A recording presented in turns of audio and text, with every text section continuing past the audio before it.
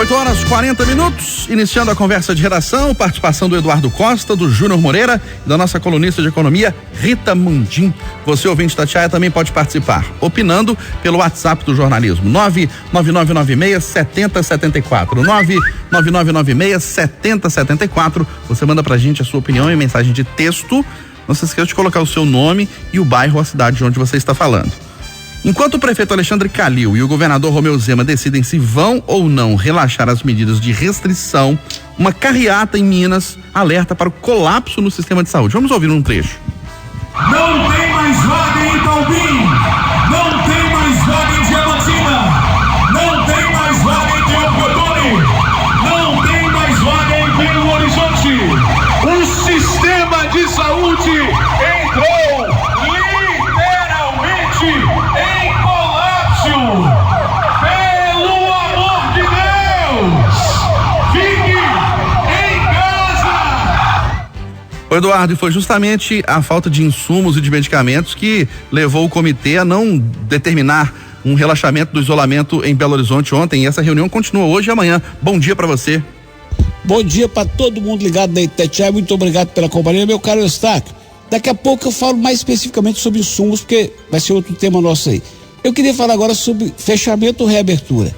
Minas são muitas, gente. Minas são muitas. Eu acho muito conveniente que o governo do estado tenha as regiões, as macro e micro regiões. A situação de Diamantina, eu não sei como é que está hoje. Seguramente é séria. A de Itaubim é grave. A de Uberlândia talvez não tanto. Agora, especificamente sobre Belo Horizonte, Eustáquio. Eu não sou irresponsável de chegar aqui no microfone da Itatiaia e dizer o seguinte: prefeito, abre a cidade. Abre a cidade. Ignore todas as ponderações em contrário. Não. O prefeito sabe o que faz. Ele foi eleito para isso. Eu não queria estar no lugar dele. E por isso mesmo que eu não xingo o presidente da República, eu não xingo o governador, nem o prefeito. Eu não queria estar no lugar deles nesse momento. Agora, eu tenho que fazer um contraponto aqui. Porque o que eu estou observando, eu comecei a falar isso ontem, que eu vou repetir. O que eu observo é que todo mundo que manda fechar, que quer mais lockdown de mais 21 dias, tem salário garantido no fim do mês.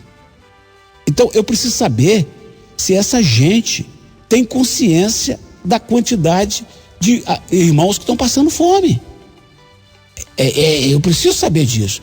Eu acho bacana que 500 e tantos professores do UFMG peçam um lockdown de 21 dias. Mas será que eles sabem que o IBGE acaba de dizer que tem 4 milhões de estudantes brasileiros sem o mínimo de internet para poder aula à distância? Será que eles sabem que a prefeitura, e eles pediram ontem também, que a prefeitura faça lockdown e garanta dinheiro para as pessoas pobres? Ô, gente, eu fico olhando e falo assim, seria fácil. O Bolsonaro não tem mais dinheiro para mandar. O Zema usou o dinheiro que o Bolsonaro mandou para a pandemia para pagar funcionário, não sei como é que vai fazer. E o Calil daqui a pouco, pode escrever isso, tá? Pode escrever, daqui a pouco vai faltar dinheiro na prefeitura, porque o Calil não está arrecadando. De cesta básica, kit higiene, kit isso, kit aquilo. O Caixa tem fundo. O Caixa tem fundo.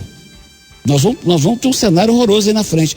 Então, essas coisas todas têm que ser consideradas. O secretário de Saúde, o Jaco, semana passada, disse na Itatiaia, muito provocado aí pela turma do Sindibel, ele falou o seguinte: se os que estão à disposição do sindicato, desses órgãos aí de representação, viessem um pouquinho para frente de batalha, para ajudar a trabalhar, ia minimizar o nosso sofrimento. Eu não vi resposta nenhuma desses sindicatos. Eustáquio Ramos, eu digo ao ouvinte da Itatiaia, sem medo de errar. Muita gente que está na linha de frente hoje pelo lockdown, daqui a 6 meses vai estar fazendo greve porque o salário está atrasado. E outra coisa que eu digo, sem medo de errar, o prefeito Calil segurou essa onda ontem. Ninguém falou nada comigo, tô chutando, tá? Eu acho, achômetro. Eu acho que o prefeito segurou essa onda ontem para ver o que o Zema fala hoje. Tem um feriado semana que vem, mas não passa da semana que vem a reabertura, sabe por quê? O Calil sabe que depois ele vai ficar com a cidade quebrada, Eustáquio. Quebrada. E daqui a pouco eu falo mais sobre insumos. Ô Rita Mundim, não tem mais, na sua opinião, espaço para fechamento da cidade? É preciso a reabertura? Bom dia mais uma vez. Bom dia, Eustáquio, bom dia a todos. É uma situação muito difícil, né? Porque você tem a pandemia e você tem a necessidade das pessoas sobreviverem. E eu acho que a gente tem que ter muito bom senso, solidariedade, união numa hora dessa. O radicalismo, ele emperra as soluções. Então, existe, o Eduardo está falando aí, que o caixa tem fundo. O fundo já foi embora, Eduardo, não tem mais caixa, nós estamos na dívida, né? Falando enquanto país. Então nós estamos, olha o orçamento aí que não é aprovado, nós temos até o dia 22. Então a grande questão do Brasil hoje é a questão fiscal vis-à-vis a questão sanitária. Vamos por partes. A vacina, não na velocidade que nós gostaríamos, a vacina tem chegado. Lá atrás, o Supremo delegou a estados e municípios a capacidade de abrir, fechar, de administrar, de fazer a gestão da pandemia no município e no estado de acordo com o comportamento do vírus por ali. Então, chegamos de novo naquele momento que nós já vivemos, não com essa intensidade. E eu acho interessante, esse colapso do sistema de saúde, ele não aconteceu só no Brasil, ele aconteceu nos países ricos, inclusive lá na Europa, nos Estados Unidos, em função de um comportamento desconhecido do vírus.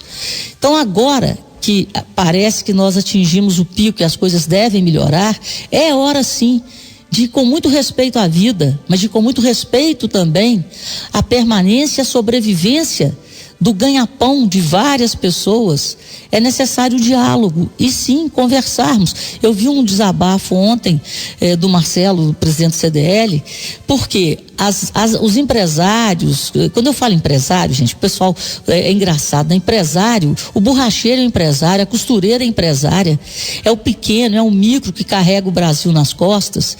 Então esse pessoal, o autônomo é um empresário. Então esse pessoal, eles têm amor à própria vida e os protocolos sanitários são cumpridos e respeitados pela lojinha, pela costureira, porque todo mundo quer sobreviver.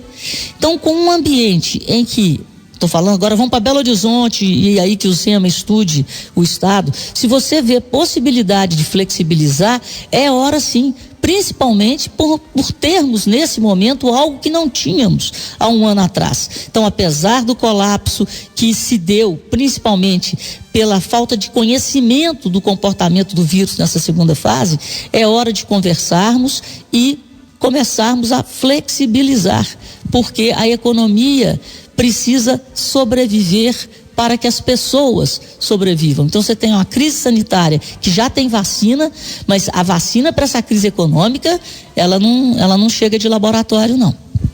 Ô, Joana Moreira, aqui pelo WhatsApp, o Isaac do Bairro Nacional em Contagem está dizendo o seguinte: estamos enxugando gelo e gastando o que não temos para alertar uma população que não está nem aí. Pouca gente fica em casa, pouca gente foi tomar a segunda dose da vacina, os ônibus estão lotados, ninguém mexe nessa parte, enfim, vamos ficar sempre na mesma. Bom dia. Bom dia para todo mundo. Do jeito que tá indo, a gente vai viver nesse loop aí, né? Indo e voltando, e eu acho que é isso que tem que fazer mesmo, Eustáquio, né? Tem um momento de fechar e tem um momento de abrir, né? Se você não for usar ali o monitoramento para ter um critério e abrir e fechar nos momentos que isso é possível ou não, né? Eu não sei como vai ser. Realmente a cidade está dilacerada.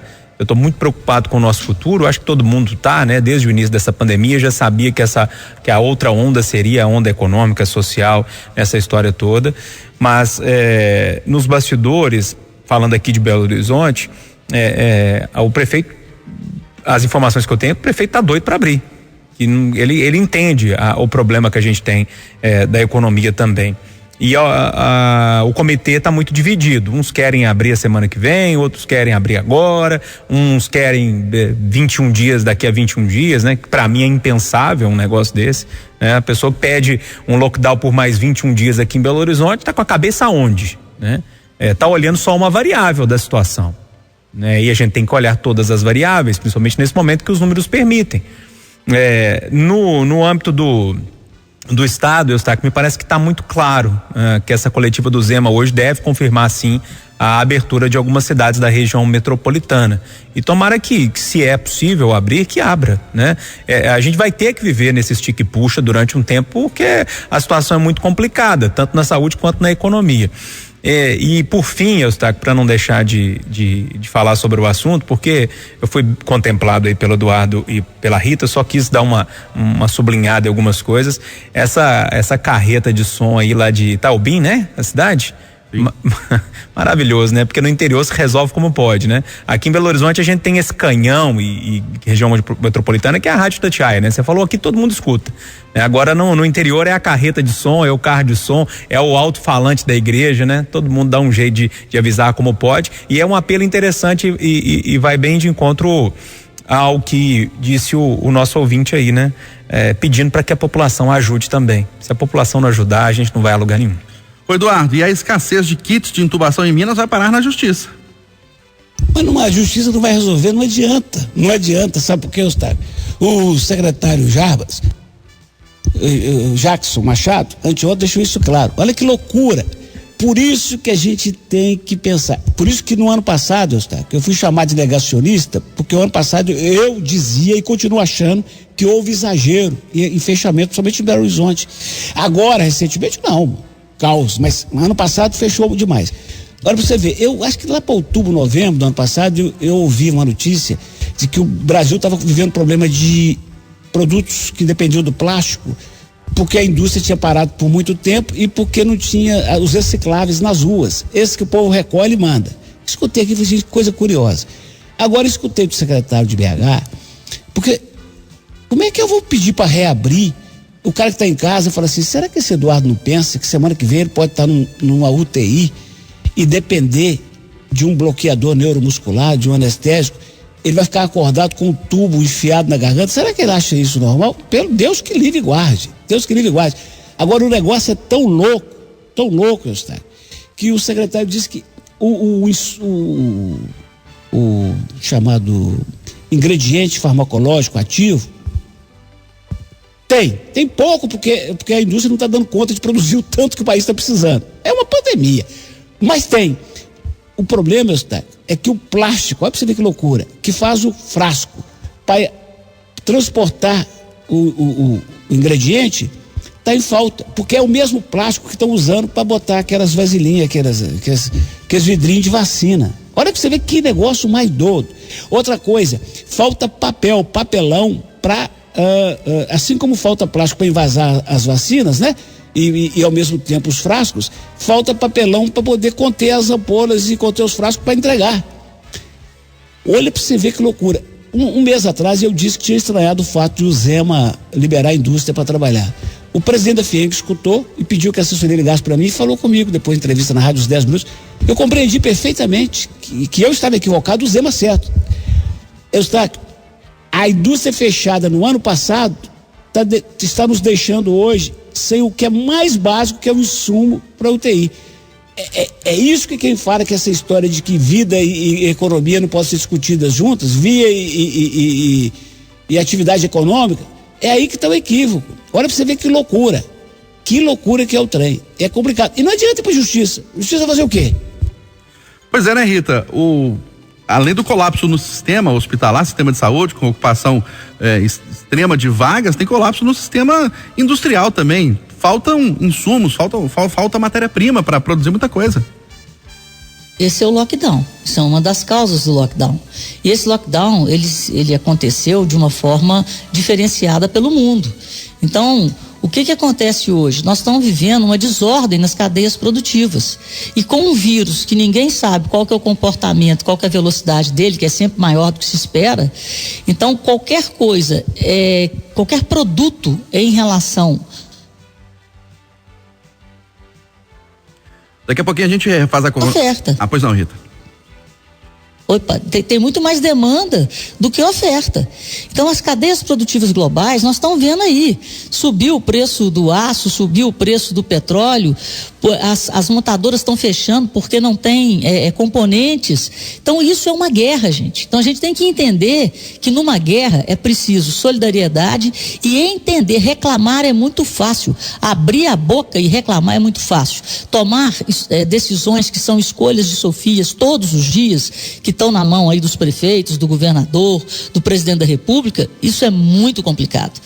pelo desconhecimento. Depois que a guerra passa, nós vamos ver muitos relatos de guerra, mas as cadeias produtivas globais estão em desordem, e quanto maior for o lockdown pelo mundo, maior será essa desordem. Para uma indústria aqui, para outra ali, o navio fica lá no canal de Suez, atrapalha o comércio mundial. Então realmente é tempo de guerra, temos que ser compreensivos e, mais uma vez, temos que ser patriotas, cidadãos, solidários e nos unirmos contra um objetivo comum, que é minimizar os efeitos da pandemia.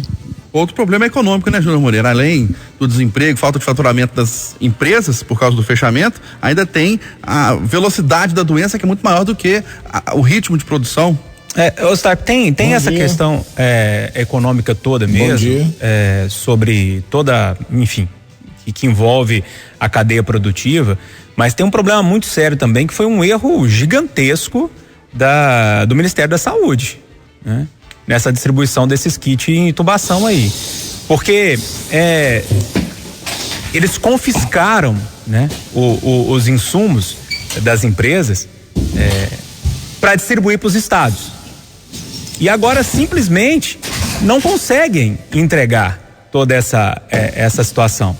Ou seja, os estados e municípios não podem, de forma alguma, comprarem diretamente lá das empresas que produzem, mas ao mesmo tempo, o governo federal, na pessoa do ministro Eduardo Pazuello, lá atrás ainda, eles confiscaram todos esses remédios para fazer uma distribuição igualitária pelo Brasil e não estão conseguindo entregar. Então tem toda uma questão de cadeia produtiva, eu concordo com o Eduardo, com a Rita, mas tem um problema de logística aqui, né? Que foi um erro que começou lá no Eduardo Pazuello e não foi consertado até hoje, né?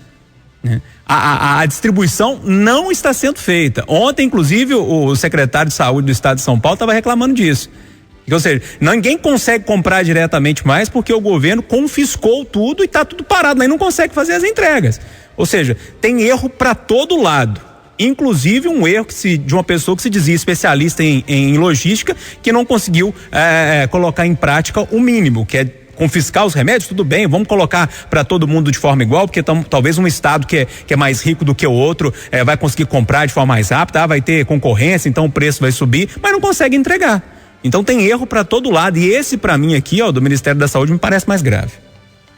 Bom, e o futuro do ex-presidente Lula, Júnior Moreira, volta a ser discutido hoje no Supremo Tribunal Federal. Pois é, questões jurídicas muito complicadas, né? O que me apavora muito nos dias de hoje parece que a gente está derrapando. Sabe quando você agarra um carro na lama? Sim. Fica derrapando o tempo inteiro, derrapando, não sai do lugar, né? A gente tá aqui em 2021 discutindo se 2022 a gente terá Lula como candidato a presidente. E aí o bolsonarista fica nervoso de um lado, se der certo pro Lula, aí o petista fica feliz, ou vice-versa, depende da decisão. Ou seja, o que eu peço a Deus muito é que a gente tenha, né, mais candidatos, mais ideias pra gente discutir, e que a gente não discuta o ano que vem apenas sentimentos petistas e bolsonaristas. É o que eu peço pra Deus. Rita Mundim.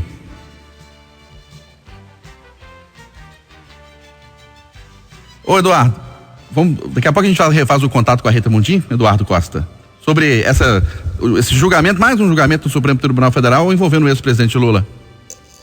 Eu acho que não tem definição mais simples e definitiva que a do júri. É um carro derrapando na lama, só. O país é um carro derrapando. Gente, vamos juntar aqui 5, 6, vamos empurrar esse carro.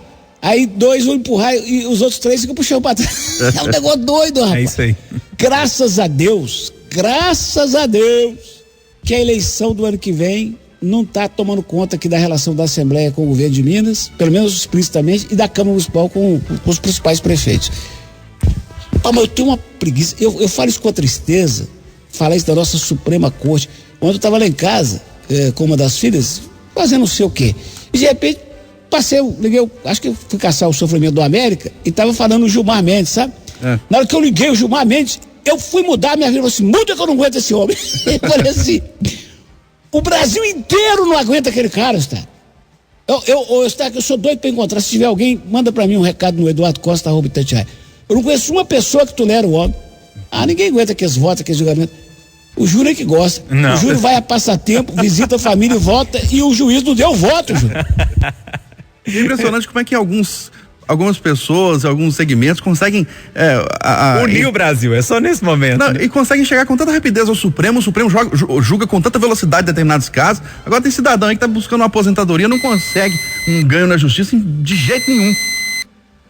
Vambora, 9h em ponto em Belo Horizonte. Eustáquio. Oi, Rita. Oi. Eu voltei aqui. Volte. Eu queria pedir um favor pro Eduardo. Eduardo, hoje é aniversário daquele que você admira, meu pai, 98 anos, ele te admira tanto. Eu queria que você mandasse um parabéns pra você, pra ele. Fala o nome completo dele. Libêncio Borges Mundim, seu fã. Ô, Eustáquio, Solidêncio Borges Mundim tá queimando óleo 40 aos 90. Parabéns e saúde! Saúde sempre. Um abraço pra Obrigado, ele. 9h em ponto em Belo Horizonte, final do Jornal da Itatiaia, primeira edição desta quinta-feira. Apresentação Aline Neves e Eustáquio Ramos.